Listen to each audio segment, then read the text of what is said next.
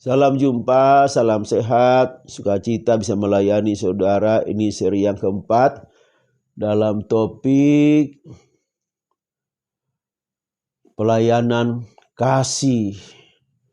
Dan ini dasarnya diambil dari 2 Korintus 8 ayat 1 sampai 15. Dan saat ini kita berada pada ayatnya yang kelima, saudara. Dari 2 Korintus 8. Yang kelima, mereka memberikan lebih banyak daripada yang kami harapkan. Mereka memberikan diri mereka pertama-tama kepada Allah, kemudian oleh karena kehendak Allah juga kepada kami, saudara. Sementara untuk memberikan lebih banyak daripada yang kami harapkan, itu sudah kita bahas pada renungan sebelumnya. Dan mari kita lanjut pada frasa mereka memberi diri mereka pertama-tama kepada Allah, kemudian oleh karena kehendak Allah juga kepada kami. Mari satu-satu kita bahas. Yang pertama, mereka memberi diri pertama-tama kepada Allah. Saudara, mungkin kita bertanya, gimana sih memberi diri kepada Allah? Allah itu tidak kelihatan.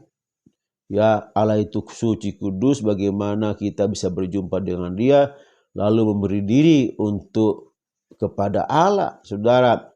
Nah, kita akan melihat, saudara, ternyata orang Makedonia itu setelah mereka menerima Injil, saudara, mereka menerima kasih karunia luar biasa. Mereka bukan saja mengumpulkan bahan-bahan untuk dikirim ke Yerusalem bagi orang kudus, tetapi selanjutnya yang lebih hebat lagi, mereka itu juga menyerahkan dirinya kepada Allah, saudara. Ini maksudnya apa, saudara? Yaitu mereka menyerahkan hidup dengan sungguh-sungguh untuk melayani Tuhan, melayani Allah. Bagaimana caranya kita melayani Allah, nanti saya akan jelaskan berikut ini. Ada 2 hal, saudara. Kita melayani Allah dan juga melayani pekerjaan Allah, ya. Pekerjaan Allah itu misalnya karena adalah sebuah dengan jadwal, saudara. Saudara bertugas sebagai pengkhotbah, saudara bertugas sebagai singer, WL, saudara bertugas sebagai pemusik. Itu semua adalah melayani pekerjaan Tuhan. Sementara melayani Allah itu adalah bicara seluruh kehidupan kita. Jadi bukan sekedar kita datang di gereja, kita memuji Tuhan, menyembah Dia, atau kita di rumah atau di mana saja kita datang kepada Dia. Itu pengertiannya yang sangat terbatas melayani Tuhan. Melayani Tuhan adalah bicara seluruh hidup kita. Hidup kita ini apa yang dilakukan dari pagi sampai besok lagi dan seterusnya. Segala perbuatan kita itu, gaya hidup kita, apa yang kita lakukan, itulah pelayanan, melayani Tuhan, saudara. Jadi bicara apa yang kita lakukan, saudara. Apa yang kita lakukan hari-hari kita dalam hidup kita, saudara. Nah, untuk ini, saudara, akhirnya apa? Bagaimana kita menjadi berkat bagi banyak orang. Kita sudah menerima berkat, tapi bagaimana kita harus menjadikan hidup kita ini menjadi berkat bagi banyak orang. Kalau saya membaca 1 Petrus 3 ayat 9, itu bagian terakhirnya itu, karena untuk itulah kamu dipanggil, yaitu untuk memperoleh berkat, saudara. Ya, sebab kamu dipanggil untuk memperoleh berkat, dan itu kamu harus memberkati. Sebaiknya saya baca semuanya saja, ya. Dan janganlah membalas kejahatan dengan kejahatan atau caci maki dengan caci maki, tetapi sebaliknya hendaklah kamu memberkati, karena untuk itulah kamu dipanggil, yaitu untuk memperoleh berkat. Kita dipanggil untuk memperoleh berkat, tapi juga kita memberkati orang dengan berkat yang kita terima. Jadi apa yang sudah kita terima, kita memberkati juga, saudara. Sekali lagi, saya mau ambil contoh dalam Alkitab bagaimana kita melayani Tuhan, saudara. Nah, saya ambil di Matius 25 itu ayat 25 sampai 34. Dan raja itu akan berkata kepada mereka yang di sebelah kanannya, mari hai kamu yang diberkati oleh Bapakku, terimalah kerajaan yang telah disediakan bagimu sejak dunia dijadikan. Sebab ketika aku lapar, kamu memberi aku makan. Ketika aku haus, kamu memberi aku minum. Ketika aku seorang asing, kamu memberi aku tumpangan. Ketika aku telanjang, kamu memberi aku pakaian. Ketika aku sakit, kamu merawat aku. Ketika aku di dalam penjara, kamu mengunjungi aku. Maka jawab orang-orang benar itu, maka orang-orang benar itu akan menjawab dia, katanya, Tuhan, bila manakah kami melihat engkau lapar dan kami memberi engkau makan, atau haus dan memberi engkau minum? Saudara, bila manakah kami melihat engkau sebagai orang asing dan kami memberi engkau tumpangan, atau telanjang dan kami memberi engkau pakaian? Bila manakah kami melihat engkau sakit dalam penjara dan kami mengunjungi engkau? Dan raja itu menjawab mereka, aku berkata kepadamu, sesungguhnya segala sesuatu yang kamu lakukan untuk salah seorang dari saudaraku yang paling hina ini, kamu telah melakukannya, saudara. Jadi apa yang kita lakukan kepada orang-orang di sekitar kita yang hina itu, kita sudah melayani Tuhan. Sekali lagi, tindakan peduli kita kepada orang lain adalah tindakan kita untuk melayani Tuhan. Ya, dengan cara itu kita dapat melayani Tuhan. Tuhan berikan orang-orang yang perlu kita tolong, kita tolong. Itulah bagian kita melayani Tuhan. Jadi apa yang ada dalam hidup kita ini, kita menjadi berkat bagi orang lain. Kita melakukan firman dalam hidup kita. Sekali lagi, kita melakukan firman Tuhan dalam itu, itulah kita melayani Tuhan. Kita mendengarkan firman Tuhan dan kita menyimpan dalam hati kita, tapi selanjutnya jangan ditinggal dalam hati kita, tetapi kita harus realisasikan itu menjadi tindakan nyata. Jadi kita punya iman, tapi demikian juga kita punya kasih yang nyata. Ini yang luar biasa, saudara, yang dilakukan oleh jemaat-jemaat yang ada di Makedonia. Saya juga bersyukur karena sampai saat ini juga kita terlibat dalam pekerjaan Tuhan seperti ini. Dalam misi, saudara, seperti kita mengunjungi orang-orang stres, ya, orang bilang orang gila, saudara, atau kita mengunjungi panti-panti werda, saudara. Kita mengunjungi penjara-penjara, saudara. Kita mengunjungi orang-orang kaum marginal dan sebagainya. Kita mengunjungi orang sakit. Yang kita lakukan itu, dan kedepannya itu semakin kita lakukan, saudara. Walaupun uang kita terbatas, dana kita terbatas, tetapi apa yang ada pada kita itu, kita harus bisa menjadi berkat, saudara. Ada suatu kemauan dari kita, ada semangat untuk menjadi pelaku-pelaku firman di akhir zaman ini. Karena ini, saudara, ternyata akhir zaman itu Tuhan misalkan kiri dan kanan. Ini orang-orang benar sebagai kelompok domba. Ini orang yang tidak benar, kelompok kambing. Dan kepada kambing ini tidak melakukan firman Tuhan. Mereka ada firman Tuhan, tetapi mereka cuek, mereka tidak melakukan firman. Mereka cuma hidup buat diri sendiri, saudara. Dan yang orang benar ini, kelompok domba ini, melakukan firman Tuhan. Mana yang saudara pilih, saudara? Posisi saudara sekarang berada di mana, saudara?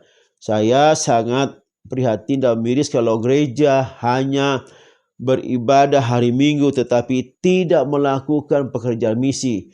Atau mungkin gereja anti dengan pekerjaan misi karena itu merupakan uang keluar, sementara masih kumpul untuk biaya-biaya intern, buat sewa, buat gedung, untuk beli gedung dan sebagainya. Prihatin, saudara, kalau gereja seperti itu, karena dia tidak melakukan firman Tuhan. Sebagai gembala, mari kita, saudara-saudara, melakukan firman Tuhan. Jangan diam, saudara.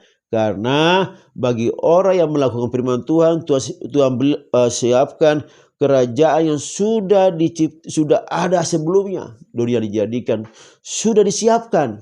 Tetapi bagi orang-orang yang tidak melakukan firman Tuhan, disediakan baginya kerajaan kekal, yaitu api, disiksa di sana untuk selama-lamanya, saudara. Nah, kemudian yang kedua, mereka juga memberi diri mereka kepada kami. Apa maksudnya ini, saudara? Ternyata sekali lagi, ini jemaat Makedonia ini ternyata mereka terlibat dalam misi mengantar bantuan ini, saudara, ke jemaatnya di Yerusalem. Jadi mereka bukan sekedar mengumpulkan mengumpulkan bahan-bahan yang perlu dikirim, saudara. Ya, mereka bukan cuma sekedar itu, tetapi mereka langsung terlibat menjadi satu tim dengan Rasul Paulus untuk mengantar itu ke jemaat yang ada di Yerusalem, saudara. Dalam 2 Korintus 9 ayat 4 dikatakan seperti ini, supaya apabila orang-orang Makedonia datang bersama-sama dengan aku, jangan mereka mendapati kamu belum siap sedia, sehingga kami untuk tidak mengatakan kamu merasa malu atas keyakinan kami itu, saudara. Jadi memang ini menjadi contoh bagi jemaat Korintus, bagaimana orang-orang Makedonia itu dengan semangat sukacita mereka memberikan lebih daripada yang diharapkan untuk bantuan kepada jemaat orang kudus yang di Yerusalem. Saudara, ini pelayanan yang sangat mulia, saudara. Yang sangat mulia, yang melibatkan orang-orang, bukan saja terlibat dalam pengumpulan dana, tetapi mereka terlibat dalam mengantar bantuan itu, saudara, ke Yerusalem. Nah, bersyukur kalau kita, saudara-saudara, ada orang-orang seperti ini di gereja kita.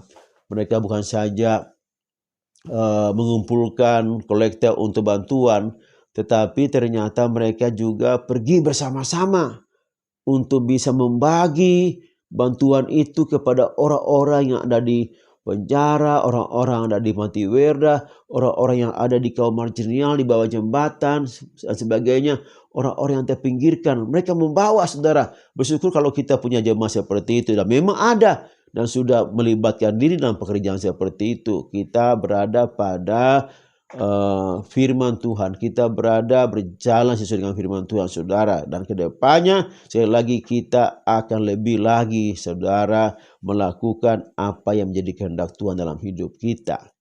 Saudara, dalam hidup kita ini ada iman dan kasih, saudara. Ada iman dan kasih. Ternyata kalau kita membaca di 2 Petrus 1 ayat 4-8 itu, antara iman dan kasih ini harus ada hal-hal yang perlu kita tambahkan, sehingga kasih kita itu semakin sempurna, kasih kita itu semakin bergelora, kasih itu semakin bersemangat, saudara. Nah, antara iman dan kasih itu, iman harus kita tambahkan, yaitu kebajikan, saudara. Kebajikan itu adalah perbuatan-perbuatan firman Tuhan yang ditujukan kepada orang lain, kepada orang seiman kita, kepada kebajikan pengetahuan. Kita sebanyak belajar tentang firman Tuhan, saudara. Jangan sampai ketinggalan, saudara. Kemudian pada pengetahuan kita tambahkan penguasaan diri, supaya kita ini bisa menguasai diri, bisa menguasai hawa nafsu kita, bisa menekan semuanya hal-hal yang bersifat menjerumuskan diri kita dalam perbuatan-perbuatan yang berdosa, saudara. Kepada penguasaan diri kita tambahkan ketekunan. Kita tekun dalam Tuhan, kita tekun sabar, saudara. Apapun keadaan kita harus sabar dengan Tuhan. Karena Tuhan pasti memberi kekuatan kepada kita, kepada ketekunan, diberikan kesalehan. Kesalehan itu adalah kehidupan yang suci, kudus di hadapan Tuhan, yang tidak bercacat, saudara. Itu harus ada kepada kita dalam hidup kita. Dan akhirnya kesalehan akan menuju kepada kasih. Kasih kepada saudara seiman dan kasih kepada orang lain. Nah, semuanya itu dari iman sampai kasih ini, apabila semuanya kita ada pada kita dengan berlimpah-limpah, kita menjadi giat saudara dalam pekerjaan Tuhan, kita menjadi giat dalam pengenalan kita akan Tuhan, dan kita dibuat berhasil saudara, kata firman Tuhan. Saudara, marilah kita melakukan yang terbaik saudara buat orang lain. Buat apa yang dikatakan firman Tuhan, kita harus melakukan firman Tuhan hari-hari ini saudara. Gereja Tuhan harus masuk pada misi saudara untuk mengumpulkan biaya-biaya digunakan untuk membantu orang-orang di sekitar kita. Jangan egois, gereja jangan egois. Jangan cuma mengumpulkan pundi-pundi untuk sewa, untuk beli. Tetapi jangan lupa, ini yang terutama. Bawa uang itu, bawa yang ada padamu untuk memberkati orang di sekitar kita. Kita peduli saudara, itu yang terutama. Itu yang terutama saudara, kita peduli kepada orang seperti firman Tuhan yang dikatakan, yang kita sudah dengarkan tadi. Bapa dalam surga, terpujilah Engkau, kami datang kepadamu, kami harus melakukan firman Tuhan. Kami melayani Engkau dengan cara peduli kepada orang, dengan cara melakukan firman bagi orang lain, supaya orang lain mendapat berkat dari berkat yang kami terima daripadamu. Terima kasih, pimpin kami terus Tuhan, supaya kami sungguh-sungguh melakukan firman ini. Di dalam nama Tuhan Yesus kami berdoa, haleluya, amin. Tuhan berkati.